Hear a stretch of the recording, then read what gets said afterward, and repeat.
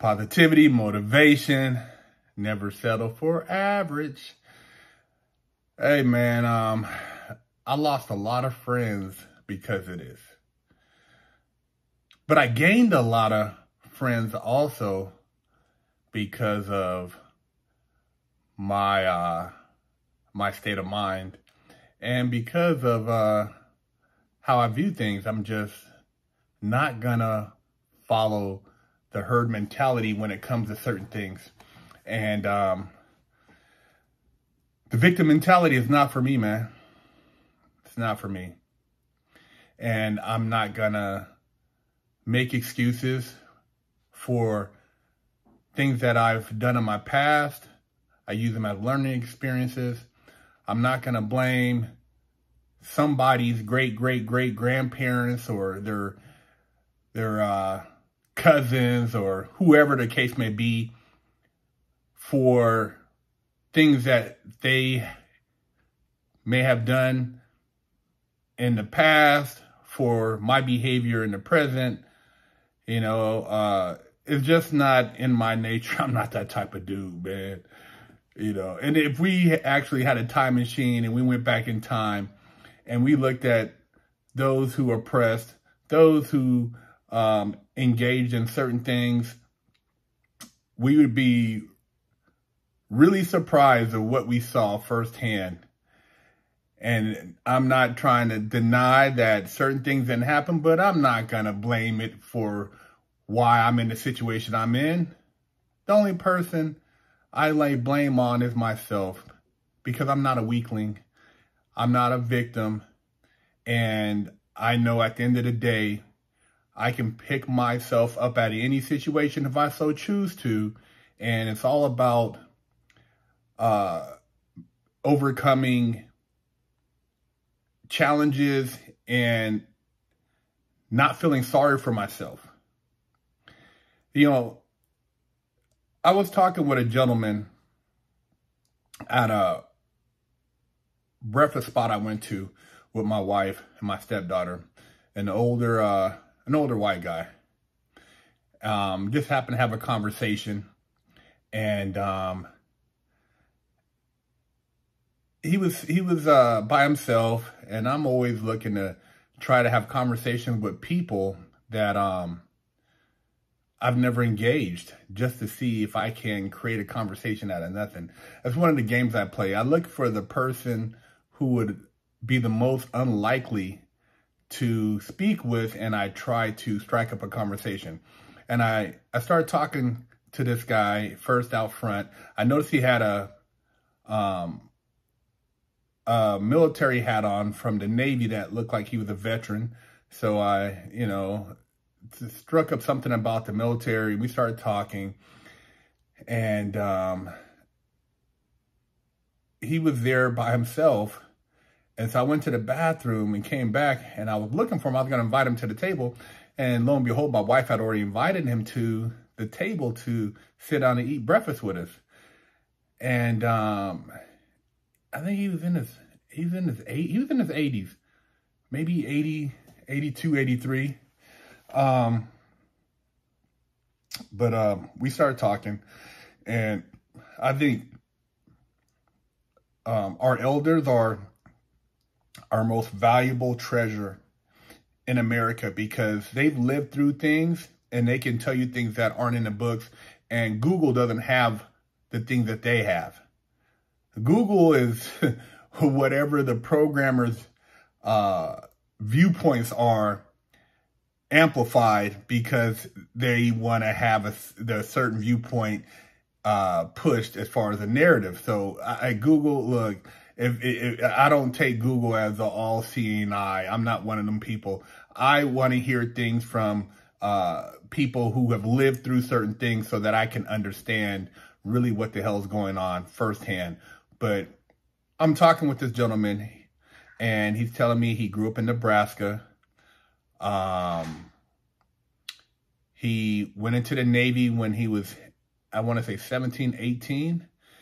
And, you know, we're talking about just adversity and just overcoming challenges, right? And he was saying he lived on a farm and they had like 24 dairy cows. And before breakfast, he had to get up at 5 a.m. and go milk all these cows. This is in the, this guy was in Nam, so this was in like the I want to say he was born in probably the 40s, late 40s, early 50s. He had to go milk these cows. And he said in Nebraska where he was at, sometimes it was 30 below. I don't know. I've never been to Nebraska. When he said 30 below, I kind of blew my mind. I'm like, 30 below? He's like, yeah, 30 below. You know, he's talking to me. And I'm like, wow, 30 below. And he's 12 at the time. He's 12. And like I said, I can't remember the exact year, but it's back in the day, right? It was back in the day. They lived on a farm. He said the closest neighbor was like 10 miles. He said they would go milk the cows at 5 a.m. He would go back into the house, change clothes, eat breakfast, and ride a horse to school. I said, come on, man. He said, yeah, they would ride a horse. In the cold, they would ride a horse to school because, you know, it wasn't no dropping you off with the school bus or none of that. This was in the country. He said the school had 18 people there, including the teacher. And he said he had a 22. He had 12 years old. He had his first 22 They gave him a 22 rifle. And, you know, I was like, a 22 rifle? He's like, yeah, because there were wild dogs running around on the path, you know, along the farm, whatever trails they had, roads. And these dogs, I guess somebody had dogs and then they bred in the wild. And there were just wild dogs in packs. And they would, during calf season, they would try to attack the calves, you know, attack the chickens. He said his mom had like 100 chickens and they had a decent sized farm. And so they had to shoot these dogs. They had to shoot the dogs if they tried to come. They tried to attack them. They tried to get them. So you'd ride your horse to school with your little rifle, you know, and if you seen a wild dog and he started coming after you, you had to pop him. You had to pop him, man. And so this is how he grew up, right? 30 below, riding a horse, you know, and some of you guys say, oh, it's exaggerated, blah, blah, blah. But a lot of y'all are damn weenies. You can't even get up and make it to the school bus stop. You can't even make it to the bus stop because you're so pacified. You're so titty in your mouth and crybaby. That's just what it is, man. You know, so you don't know these old people and you don't talk to them because you don't give them respect. So a lot of you don't know these stories. This is somebody telling me a story, man. Telling me a story. Anyways, he said that's how he grew up. And then he went into the military, went into the Navy so that he can pay for college, right? So he went into the Navy and was on a big ship. I'm not sure if it was a destroyer or a cruiser. There was a big ship. He said there was like over 2,500 people on the ship. And this was back before the Panama Canal was widened. So it was a long time ago. Because he said the ship couldn't make it through the Panama Canal when they used to do their voyages. They used to do their tours. And he said, you know, he went to Egypt. He was in Thailand. And he said at one point they were in Vietnam, but they weren't in Vietnam, if you understand what I'm saying. So he said when they were in Vietnam, but they weren't in Vietnam, he said they were there and they had a mission. They had to take care of some shit. And there was like 4 or 5 guys. Him, he said he was a little skinny dude. Big brother from like South Carolina. He said he was like 6'6". He said he had hands like mitts, big hands, right? And he said they were in the jungle, pitch black. They had just got through doing some shit. And he said they came under heavy gunfire. And he said they were pinned down and he got hit. And he said he felt something, but he couldn't really tell. And he said his buddy, the big black guy, I want to say Williams, he touched him, I guess, by the thigh, or was like feeling his shirt and seen there was blood. So he said he ripped his arm off his uniform like it was a napkin. He said this dude was super strong. Ripped his sleeve off like it was a napkin, wrapped it around his thigh to stop the bleeding, put him on his shoulder, right?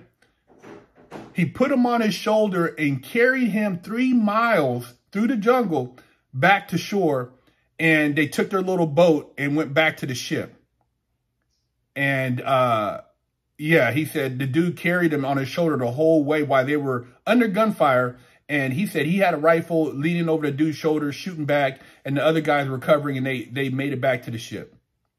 Now, it sounds like something out of a Rambo movie, but there are real people like that. A lot of you guys, maybe because you never been nowhere, you never talked to people. I've been around a lot of military people, VFW, so I know what some of these guys are capable of, even though you look at them now, you're like, oh, that's an old dude. Nah, these old heads were built different. They weren't built like you, like these young, drug-addicted, just, you know, non-working out training. These guys worked out daily. They had, you know, yeah, they did their booze and go to the NCO club, but these guys were savages. So he got back to the ship, medical, you know, after 4 years, you know, he didn't re-enlist. They wanted Williams, the big brother, to re-enlist, but he's like, nah, I'm not going if he's not going, right? So he didn't go. So Williams said, man, I don't have anywhere to go. And he said, man, come with me. So he told Williams he can come back with him to the farm. And this was during the wintertime, around Christmas. And he says one of the worst storms ever. So they got back to Nebraska and was basically, you know, stuck there for 2 weeks. Couldn't go anywhere under a heavy snowstorm. And, because Williams said, I have nowhere to go, man. And he got back to the farm. He talked with his dad, and he's like, William said, man, look, I'm a hard worker. I learn quick. And, that's what it is. And his dad said, okay, well, come with me. Took him out to the barn, showed him how to milk the cows, showed him what was going on the farm.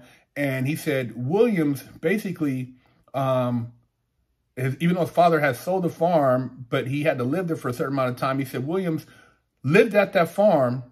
And whoever the next owner even came who took it over, they kept him, and he lived there until he passed away, man. He lived at the farm, man. This dude Williams from Vietnam lived on this white guy's farm, black guy, until he passed away. And he told me that he was a pallbearer at Williams' funeral when he passed away. That's how long these guys were friends from the Navy, right? This guy saved his life. He said Williams in that community, there weren't a whole lot of brothers, man. So, but Williams, became known to the community, and he said he would, there is a local theater, and he would pay for the kids to go see some of the movies. So he said it started off, there was a couple kids standing in the line, they wanted to see a movie, and, some of them didn't have money. So Williams, paid for them to go to the movies, and then sat there, behind the kids, kind of like a chaperone. And he's like, the kids in the front row, this guy's 6'7", sitting behind him, and just towering. And, pretty soon it became known that Williams would, take kids to the movies on Saturdays. So it became like 12, 13, 14, 15 kids. So he was literally babysitting, and people would drop their kids off for him to be at the theater babysitting the kids, man. And he would be sitting there, and they'd buy him, ice cream afterwards, whatever. But look at that, man. Look at the harmony in that. This is in the 60s and 70s, man. Think about that, man. These two people from different worlds, Williams ain't talking about no entitlement, victim mentality. Oh, man, you white supremacy and this and that. I mean, none of that bullshit. And it was going on. This is during the time Malcolm X, Martin Luther King. But, beyond all that, you were trying to get shit done. You were an American trying to get shit done, man.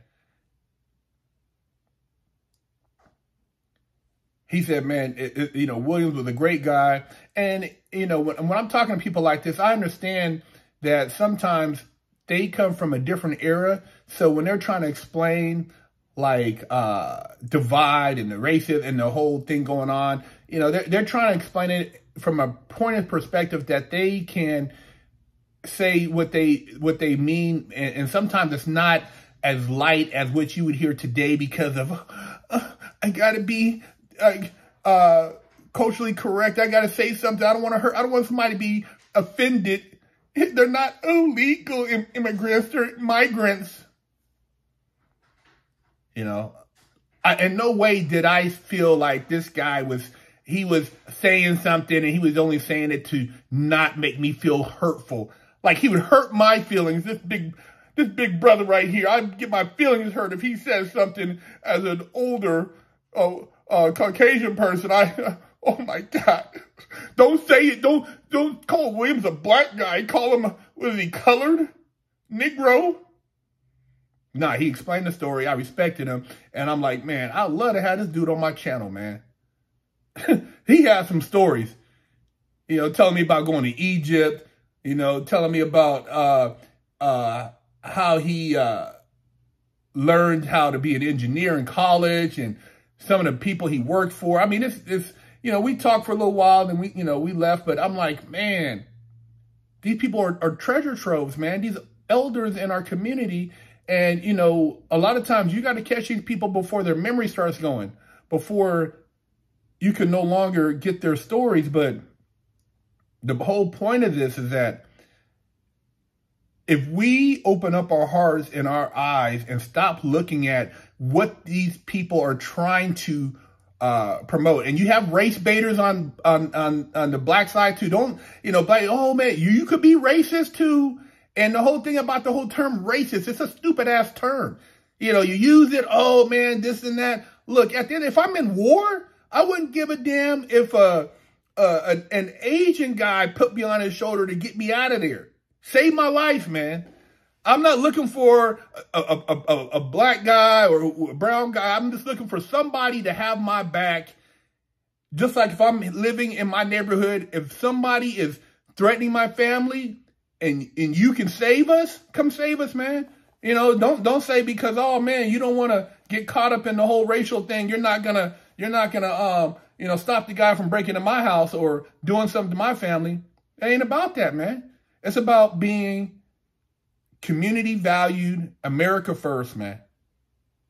If you don't want to hear it, then, you know, so be it. But hey, I lost a lot of friends because I wasn't with the bullshit. I'm not with the Kaepernick. I'm not with the crying, the pointing the finger. Man, you get in certain venues, you know the game, bro. It's just what it is, you know. And as far as feeling like, oh man, you know, I took a stand. Look, bro, a lot of you guys have never been arrested, but you want to project yourself into a situation where you're in conflict with the police.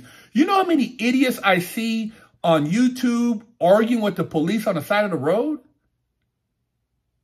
I mean, you're an idiot, bro. I don't care how versed in the law. Man, I'm not rolling my window down. I ain't got to do this. Look, bro, nighttime, do what you got to do and get the hell out of there. Black, white, Hispanic, it don't matter.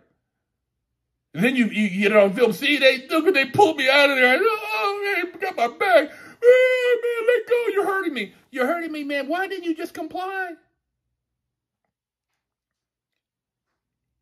They told me to get on the ground, man, when I was running across the freeway, man. Look, I got on the ground, man.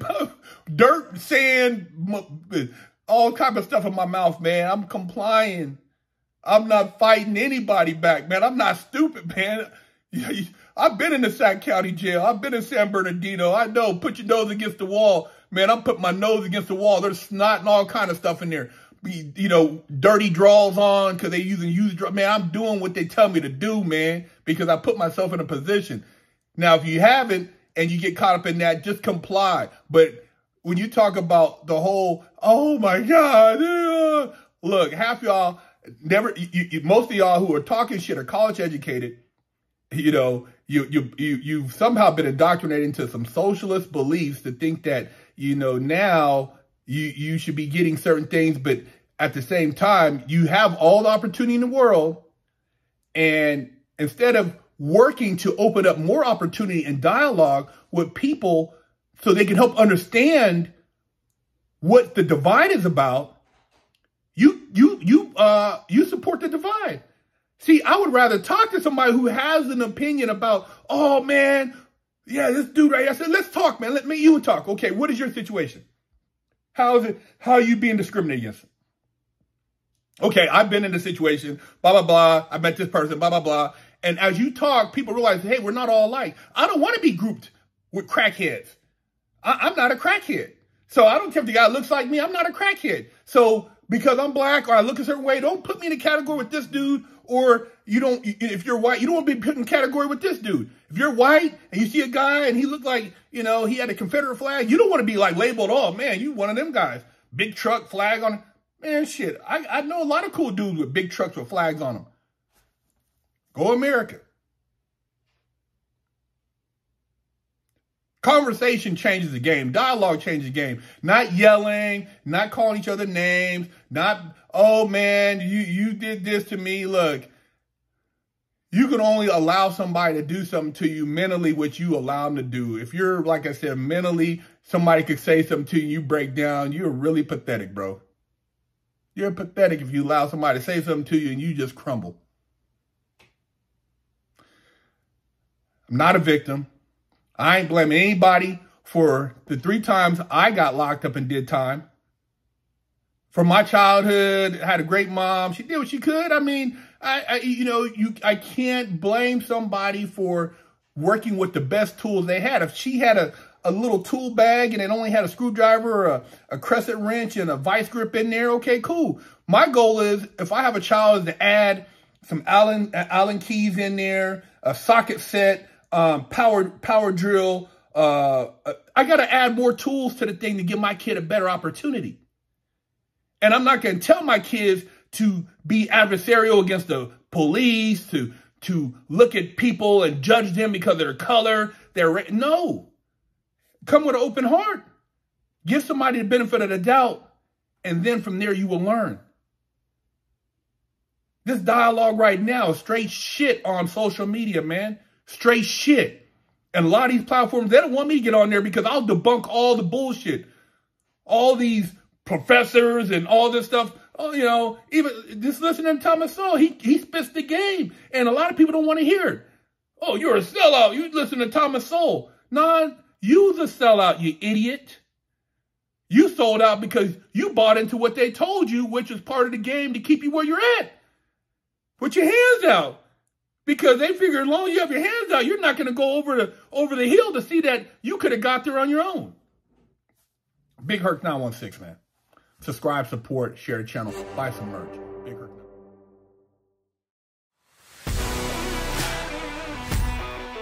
Are you tired of smelling funky? Have you lost your ad? Go to BigHerc916.com.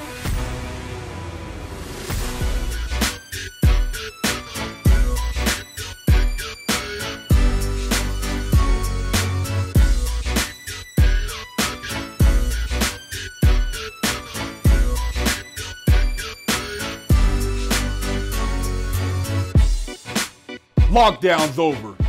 Get your yard time in. Officially, I only got one real spanking my entire life. My mom did the best a 14-year-old could do, raising me with love and instilling values that will last a lifetime. I was a straight-A student and lived to make her happy. So how did I go astray? A horrible stepdad that stole my self-worth and invoked fear turned me into a person that I struggled to overcome. From skateboarding to selling drugs, gang banging in juvenile hall, I got caught the same way many young promising men get caught up. I struggled to find my identity, getting mixed up in shootouts, crime, and the adult entertainment industry. This roller coaster continued as I juggled college, hustling, and Hollywood, eventually catching a federal bank robbery case. I found redemption in prison while serving a 120-month federal sentence and came out a man on a mission. I became a social media influencer with over 500 million views on YouTube and a life coach mentoring people all over the world. This is my journey against all odds.